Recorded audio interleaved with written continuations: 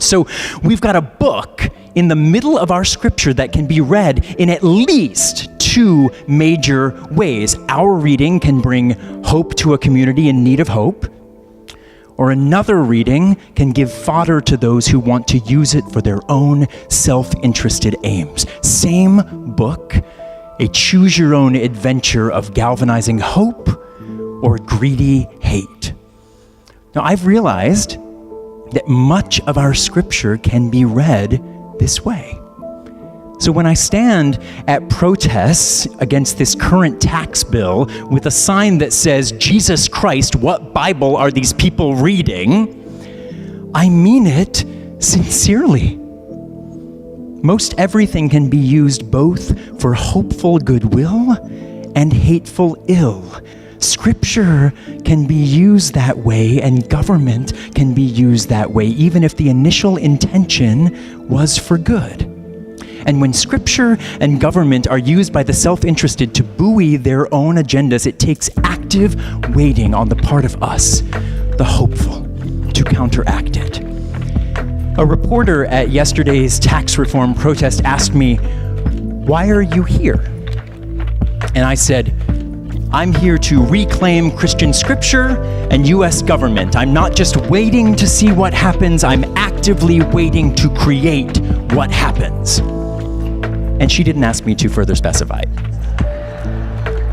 And I don't know if you are either, but I'm going to specify for you. Active waiting for me means reclaiming our scriptures and reclaiming our government one hopeful move at a time, and refusing to be silenced by despair. Scripture has been written to bring hope. Government has been established to bring hope. Liturgical seasons like Advent have been scheduled to bring hope. But when hopeful things are not carefully watched and tended, they are too easily manipulated by the faithless and powerful. It is up to us, the faithful, to declare that our scripture and our government must be creating hope always for everyone. This is not a partisan issue. This is an artisan issue. We are artists. Every single one of us. We are poets of possibility here in this humble place where we together actively create hope in the face of hopeless greed. And active waiting is not easy. But I think it starts just like this, with us gathering around these tables for quiet conversation and asking one another why we're here.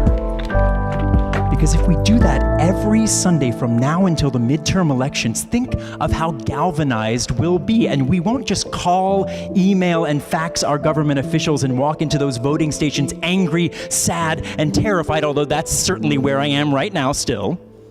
But we'll call, email, and fax our government officials and walk into those voting booths with carefully curated hope that has filled this active waiting time. You all make me an artist of hope. And my hope is that I can do the same for you. And I hope we are reclaiming scripture, reclaiming government, reclaiming hope for one another. Because if we don't, I'm not quite sure what we're all doing here. Our faith is the conviction of things not seen.